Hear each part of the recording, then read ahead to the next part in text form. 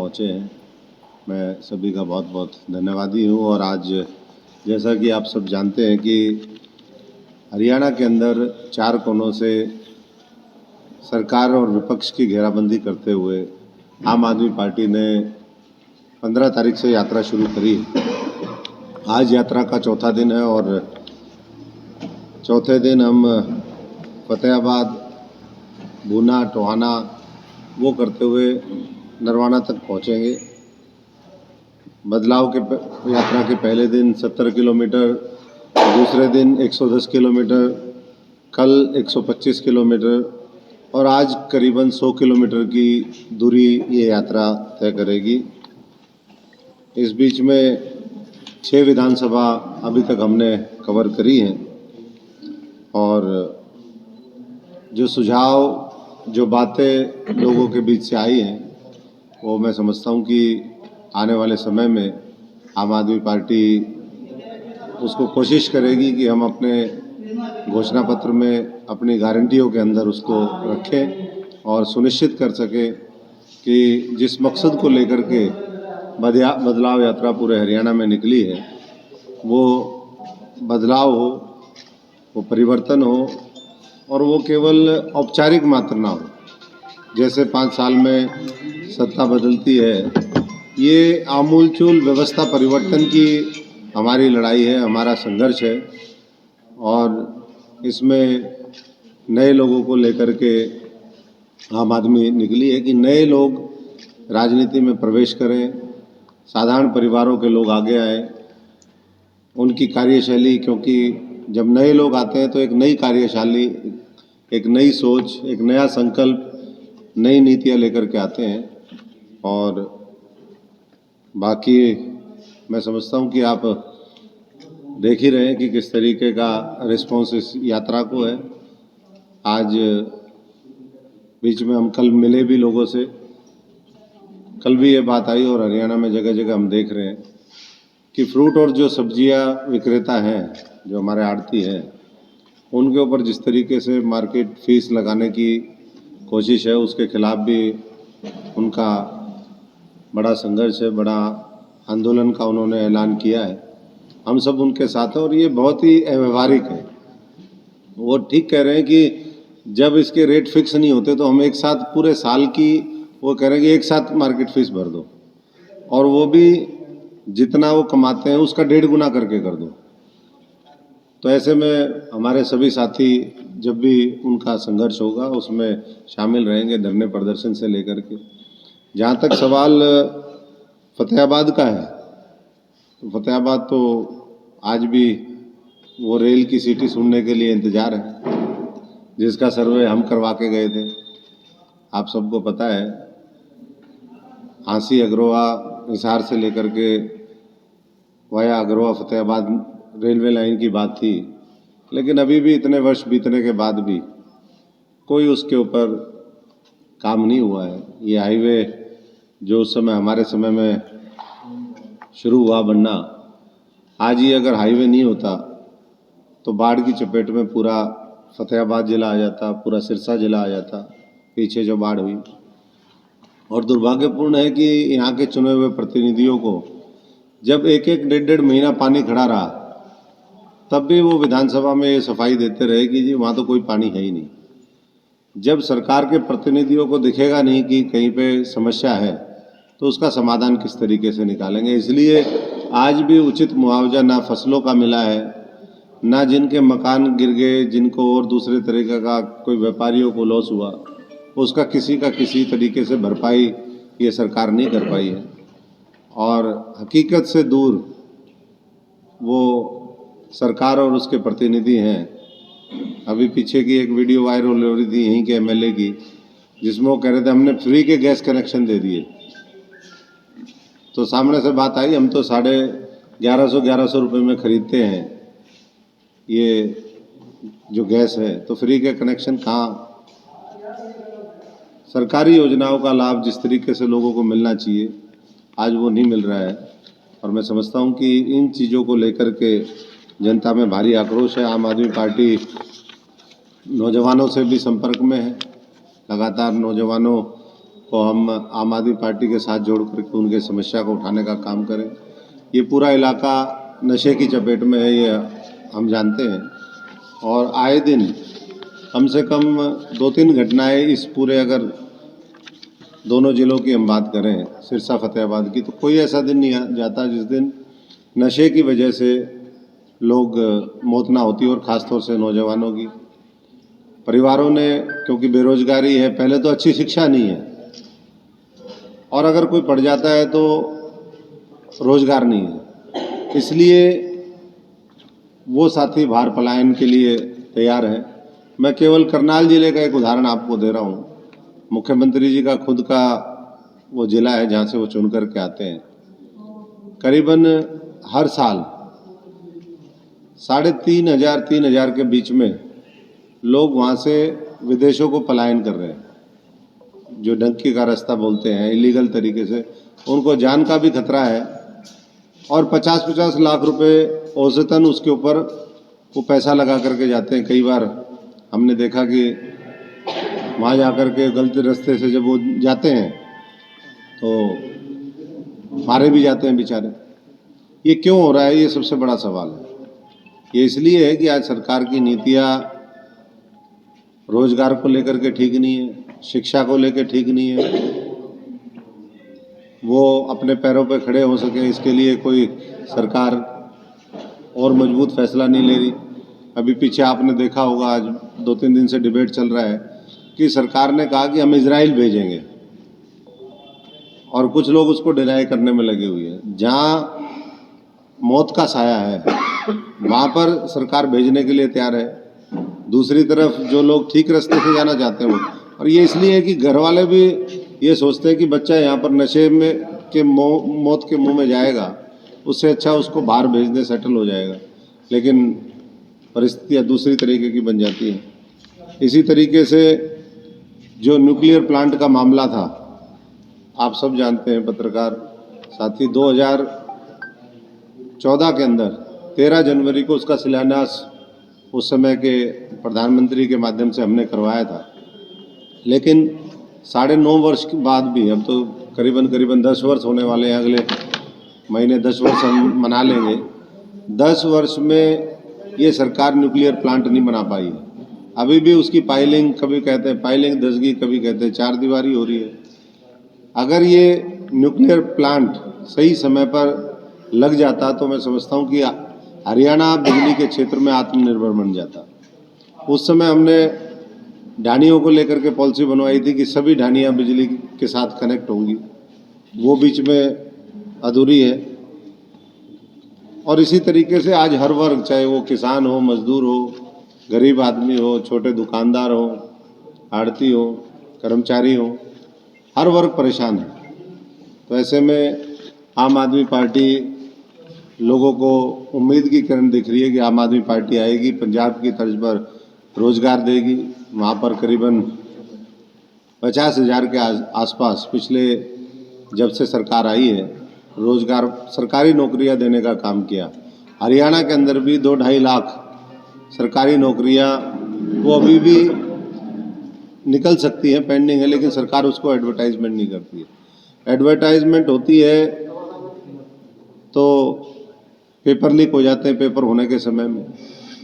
तो इस तरीके से आज भी हरियाणा का जो नौजवान है वो सरकार के जिस तरीके से फैसले हैं उनसे प्रताड़ित है, पीड़ित है, और हम उनसे आह्वान करते हैं कि आने वाले समय में आम आदमी पार्टी को एक मौका दें, हमारे साथ मिलकर के एक इस महाअभियान का हिस्सा बने, जो पूरे देश को किस तरीके से हमें दुनिया के अंदर नंबर 1 बनाना है, सबसे आगे लेकर के जाना है, उसमें भागीदार बने। और कल अरविंद जी ने बठिंडा में कहा भी, जब 1125 करोड़ की सौगात उन्होंने वहाँ पर दी भगवंत मान जी, और उन्होंने जब डिक्लेयर किया कि बठिंडा जिले के अंदर कभी भी इतना बड़ा प्रोजेक्ट एक साथ नहीं आया। तो ऐसे ही मैं समझता हूँ कि आम आदमी पार्टी दिल्ली से लेकर के हरियाणा, पंजाब, सब जगह मजबूत स्थिति में है, और सत्ता और विपक्ष दोनों को हरियाणा की जनता 2024 में सबक सिखाएगी। ज़मीनी स्तर पर हम संगठन मजबूत करने में लगे हुए हैं। उसके लिए आप सबका भी सहयोग चाहिए और पूरे फतेहाबाद के हमारे साथियों का मैं आभारी हूँ। बहुत बहुत धन्यवाद। आगामी लोकसभा चुनाव को कैसे देखते हैं? आगामी लोकसभा विधानसभा दोनों की आम आदमी पार्टी पूरी तैयारी में लगी हुई है। ये बदलाव यात्रा भी उसी का हिस्सा है। वैसे तो ये एक अभियान है जो लंबे समय तक भी चलता रहेगा, जिसमें हम देश को, हरियाणा को आगे ले जाने का जो हमारा संकल्प है उसके साथ लगे हुए हैं। लेकिन धरातल पर अभी एक तरफ तो भारतीय जनता पार्टी है जो कह रही है कि विकसित भारत संकल्प यात्रा हम लेकर के निकले हैं, लेकिन उसमें तो उनके सारे अधिकारी हैं, सरपंचों और दूसरे प्रतिनिधियों के ऊपर दबाव डाला जाता है। कांग्रेस कहीं धरातल पर है नहीं, तो आप साफ समझ सकते हैं कि लोग आम आदमी पार्टी और कुछ नया इस प्रदेश में करना चाहते हैं, क्योंकि सबको उन्होंने मौका दे करके देखा, आज़ादी से लेकर के आज तक भी, और जब से हरियाणा बना है 1966 से लेकर के आज तक बहुत मुद्दे हैं जिसके ऊपर मैं समझता हूं कि और भविष्य में और बात रखेंगे। यात्रा कब तक चलेगी आपकी? इसके बाद कोई बड़ी रैली की जाएगी हरियाणा में?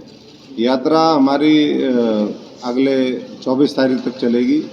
जिस यात्रा में हम सब साथी चल रहे हैं इस जोन में, सिरसा से शुरू हुई ये यात्रा भिवानी में 24 तारीख को ख़त्म होगी। सब जगह से जो यात्रा चल रही है वो 24 को अलग अलग जगह पर उसका समापन है, और इसके बाद जनवरी माह में महारैली वो भी हम लोग करेंगे जींद में। तारीख अभी तय नहीं हुई है उसकी, लेकिन साथियों से मैं आह्वान करूंगा कि वो आम आदमी के साथ जुड़ कर के आने वाले समय में बदलाव के भी साक्षी बने और सुनिश्चित करें कि इस हरियाणा के अंदर नया नेतृत्व आए। मैं पिछले दिनों गर्जा जी के यहाँ हम एक दिन बैठे हुए थे, जब बाढ़ आई तो उस दिन काफ़ी किसान बंधु वहाँ पर आए हुए थे जिन्होंने किसान आंदोलन में भी भाग लिया, और वैसे भी जो इस सरकार से पीड़ित थे। उन्होंने कहा कि जी पंजाब में मगरमच्छ मार दिए, आप लोग भी इस हरियाणा के बड़े बड़े मगरमच्छ जो भ्रष्टाचारी हैं, जिन्होंने इस हरियाणा को लूटने का काम किया है, इस हरियाणा में भी आम आदमी पार्टी उन मगरमच्छों को मारने का काम करे। और हम ये समझते हैं कि मगरमच्छ पार्टी नहीं मारती, मगरमच्छ जनता मारती है।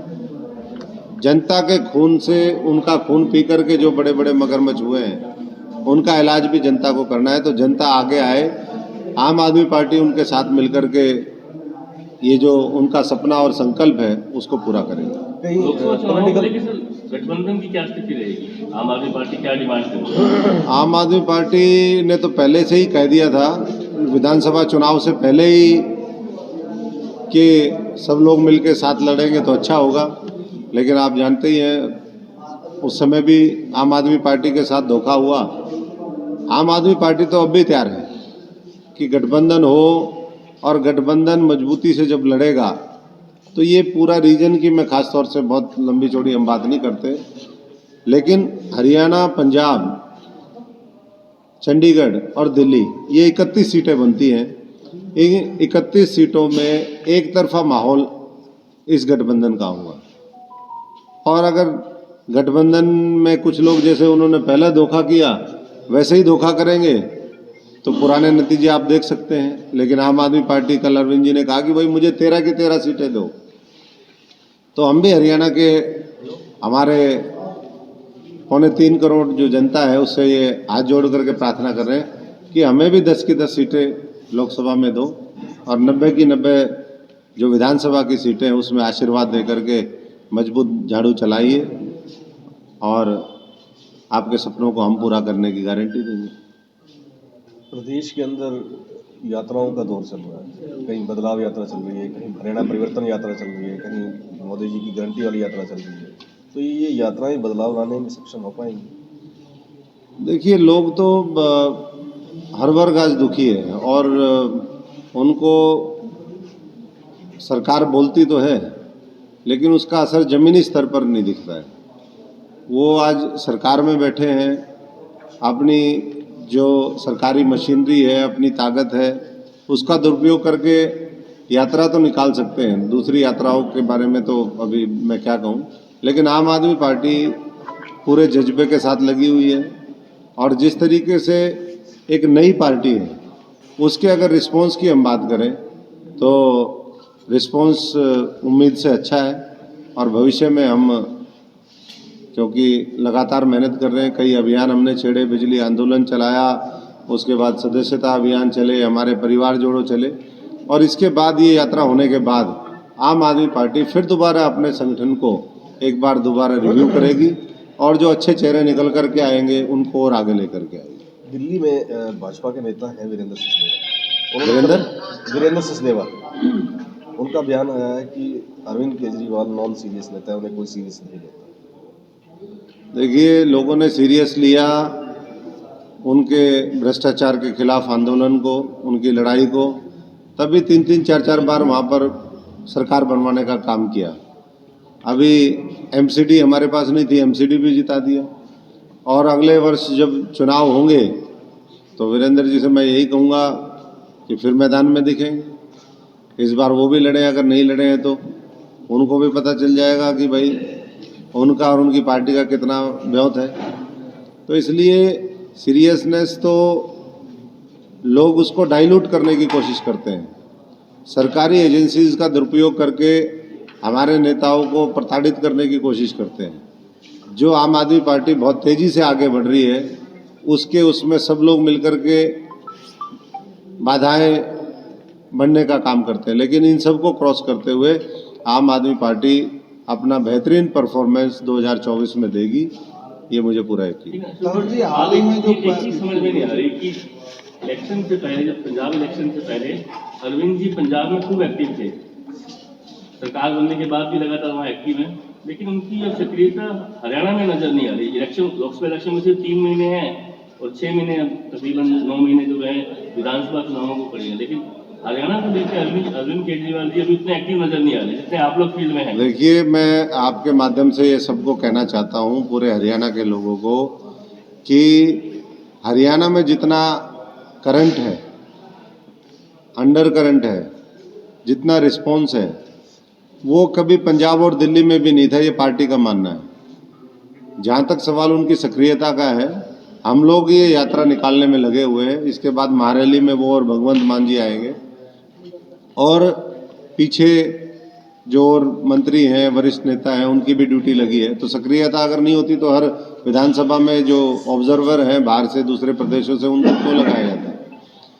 और इस यात्रा के बाद उन्होंने ये कहा है कि जितना समय हरियाणा को चाहिए वो मैं देने के लिए तैयार हूँ, और हरियाणा भी तैयार है। ये हरियाणा के लाल ने एक मौका केजरीवाल ने देने खातर, तो दोनों तरफा है ये, कोई एक तरफा प्यार नहीं है। उनको हरियाणा से प्यार है, हरियाणा को उनसे प्यार है। और जैसे ही हमारी ये यात्रा खत्म होगी, हर जिले के अंदर, हर विधानसभा के अंदर उनके भी और भगवंत मान जी के दोनों के प्रोग्राम, बड़ी रैलियाँ भी होंगी, टाउन हॉल भी होंगे, दूसरे प्रोग्राम भी होंगे, उसका खुलासा हम वो करेंगे। लेकिन सक्रियता का जहाँ तक सवाल है वो और ज़्यादा देखने को मिलेगा। एसवाईएल को लेकर कहीं कुछ मन में डाउट, शंकाएं तो नहीं है कि अभी क्या जवाब देना पड़ेगा? नहीं, जवाब तो हमारा तो बहुत स्पष्ट है। उन्होंने भी बहुत स्पष्ट जवाब दिया है कि केंद्र की सरकार इसमें पहल करे और सुनिश्चित करे कि हर प्रदेश को उसका हक मिले, पानी का एक एक बूंद जो जिसका हक है वो उस तक पहुंचना चाहिए। पंजाब और दिल्ली में आम आदमी पार्टी का बेहतरीन प्रदर्शन रहा, राजस्थान में वो प्रदर्शन नहीं दिखा पाई, क्या उसका इम्पैक्ट हरियाणा पर भी आएगा? उसका कोई इम्पैक्ट नहीं आएगा। मैंने जैसा कहा कि आम आदमी पार्टी, जैसे हम धोखे के शिकार हुए, हमारे और जो 6 साल जिन्होंने सड़कों पे पैदल यात्रा करी, संघर्ष किया, साइकिल चलाई, एजिटेशन किए, जैसे वो शिकार हुए, इस बार पार्टी शिकार होगी। तो धोखे में रख करके, कहते हैं ना, दुनिया भर को धोखा देकर कोई नहीं बच पाएगा। तो अब जो है बारी है जिसने जनता को धोखा दिया। किसने दिया? मैंने तो बताया ना, कांग्रेस ने धोखा दिया। कांग्रेस ने धोखा दिया। अगर कांग्रेस नहीं धोखा देती तो सरकार इन तीनों और चारों राज्यों में दोबारा उसकी बनती। वोटों का विभाजन उनको रोकना चाहिए था। वो कह देते हैं कि जिस समय चुनाव होता है कि अखिलेश वखिलेश कौन है। अरे भाई, अखिलेश की जब आपको जरूरत होती है तो अखिलेश को याद आ जाता है। जब अरविंद केजरीवाल जी की जरूरत होती है, अरविंद केजरीवाल याद आ जाता है। दूसरे की, किसी की बीएसपी की जरूरत होती है तो वो याद आ जाते हैं। और जैसे ही मतलब निकल गया तो पहचानते नहीं। ये इंडिया अलायंस के ऊपर कोई इम्पैक्ट नहीं करेगा? देखिए, इंडिया अलायंस के ऊपर क्या इम्पैक्ट है, क्या नहीं होगा, आम आदमी पार्टी ने कहा है कि देश हित में हम एक राष्ट्रीय स्तर पर गठबंधन के लिए तैयार हैं, लेकिन तैयारी एक तरफ से नहीं होती है। तैयारी उसके लिए अब कांग्रेस ने क्या निकाल लिया, मध्य प्रदेश में पहले से कम सीटें आ गई। अगर मिलकर के चुनाव लड़ते तो मैं समझता हूं कि इन तीनों प्रदेशों में भी सरकार वो गैर भाजपाई बनती, लेकिन दुर्भाग्यपूर्ण है कि उनके नेता सरेंडर किए हुए हैं। अब लोग तो ये कह रहे हैं कि उन्होंने खुद ही चुनाव सरेंडर कर दिया भाजपा के सामने। अब ऐसे ही सरेंडर करने वाले हरियाणा में बैठे हैं। इसीलिए हम कह रहे हैं कि ऐसे लोगों पर विश्वास मत करो जो आपके साथ आखिरी समय पर विश्वासघात करते हैं, आपको बीच में अधर में छोड़ करके और कहीं दूसरी तरफ चले जाएं। तो मौका है एक यहाँ पर मजबूत सरकार बनाने का, जैसे दिल्ली में और पंजाब में बनी वैसे ही हरियाणा में एक तरफा बनाओ ना। कभी राज्यसभा में वोट का गड़बड़ होगी, दूसरी पार्टी के लोगों को जिता देंगे। अरविंद केजरीवाल जी जहाँ आते हैं वहाँ राज्यसभा में कोई डिस्प्यूट नहीं होता, वहाँ कोई सरकार गिराने का डिस्प्यूट नहीं होता। और ऐसा ही मैं समझता हूँ कि जनादेश हरियाणा के अंदर 2024 में जनता देगी। बहुत बहुत धन्यवाद।